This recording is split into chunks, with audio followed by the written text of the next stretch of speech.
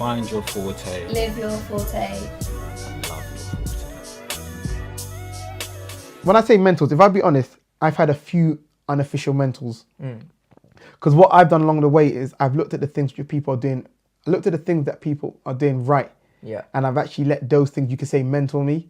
So like with Damon, it was all about his cutting skills. And I remember one statement, he always used to say this thing where he used to say, my aim is to make every haircut better than the last one. I remember when I first started cutting hair, him saying that, he used to always say that, my aim is to make every haircut better than the last one. And it's things like that, you know, his passion for cutting hair. And, you know, that I looked at and I said, yeah, I want to be that good. And I want to make every haircut, you know, better than the last one and stuff like that. Sucks for the first guy then, really. Yeah, and for the second person and the third person and the fourth person, because it keeps getting better. And so he was a mentor to me in a sense of like, you know, because I could have been next to someone who was, let's say Damon was level 8 as example. I could have been next to someone who's level 3. And I could have got to level 3 and then been like, okay. Just plateaued. Plateaued, or maybe got to level 4 and level 5, you know. Or it might have taken a lot longer to get to level 8 now. That distance between me and Damon was just a great thing to have, you know. So I looked up to him in that respect of his cutting skills. And then there's just other business things where you just look up to different people, you know, around. You see this person doing that and that person doing this and this person open up a place. Like, you know, I cut different business people, whether, you know, people, you know, millionaires, you know, people, you know, thousandaires and hundredaires, or, you know, poundaires.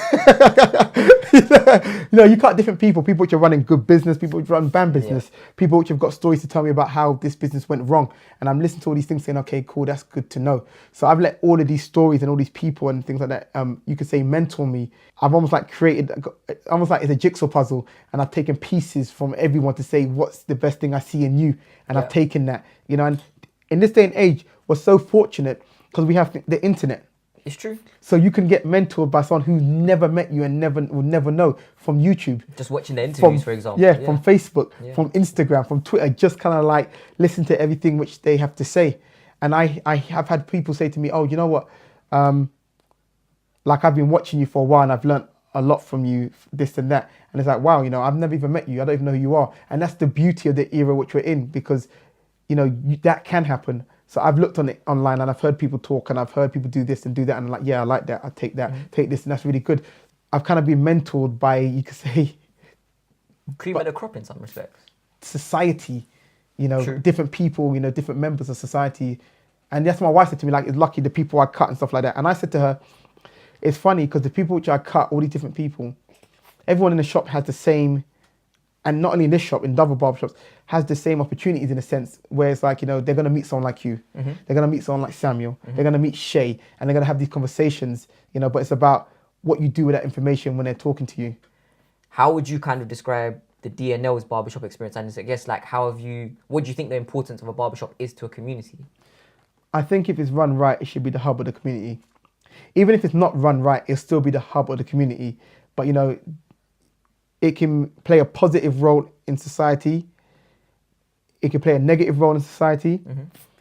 Or it could just play nothing in society, you know, still have that potential, but you just do nothing with it. It just simply is a shop. You know, more than but it's always going to be the place where in society, especially in the black community, you know, it's going to be a place where people congregate. You know, because I've said that I feel like the black barbershop is the only barbers, hairdressers, you know, kind of like beauty space where a millionaire who's worth 50 million or whatever it is will come in and be next to somebody who's signing on, you know, and still be in the same conversation. Like, you know, when you go into the barbershop, like the black barbershop has that, you know, where, you know, this major celebrity who is like an A-lister is sitting next to, you know, this person who's selling drugs, you know, who it may be in their lifestyle now, they never cross. Never. You know, and I just find the black barbershop is kind of like, it really brings that mix of kind of cultures and class and, you know, wealth and all that kind of stuff there. It's almost like it's a stew, you know, because they're all in, you know. I guess that's a good way of looking at it, stew, yeah. You know, shout out to Reggie. But yeah, so I feel like the barbershop is that place there. And also as a barber, I feel that we are the mediators, we are the middle ground between the professional world, like, you know, the legitimate professional world, the city workers and stuff like that, and the illegitimate world.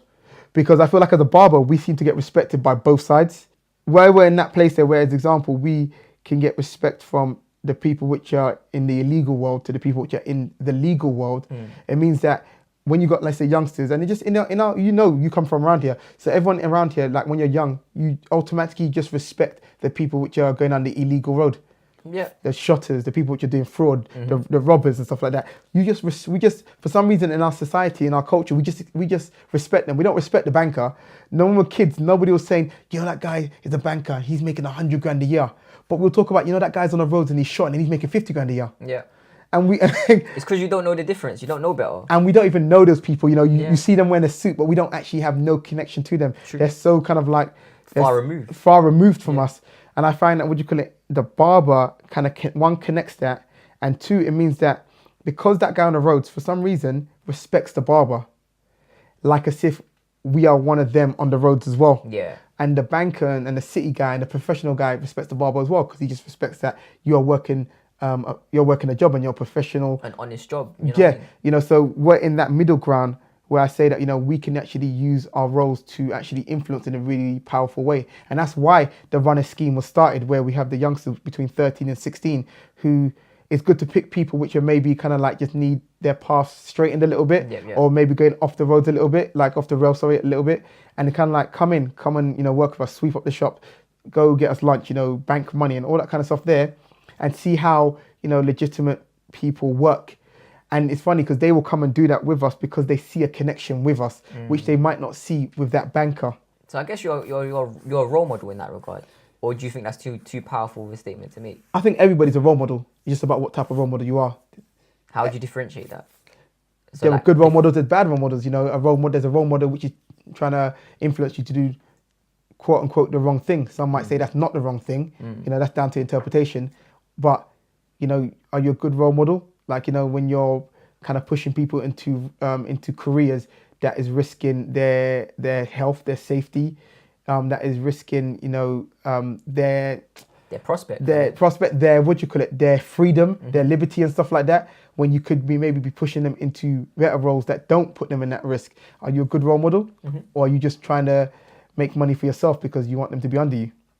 This is true. So that's what I mean by, good role models and bad role models. Everybody's a role model because those road guys we looked up to and thought, oh yeah, he's smashing it. They were role models. I just wouldn't say they were good role models. But they were role models nonetheless. But nevertheless, you're a role model. Everyone's a role model, isn't it? Just whether you're a good one or a bad one. It's like I always say, like every barber is a counselor, a therapist. It's just whether you're a good one or a bad one. And how would you consider yourself? You have to ask my clients. I'd say ask. You have to ask them, innit?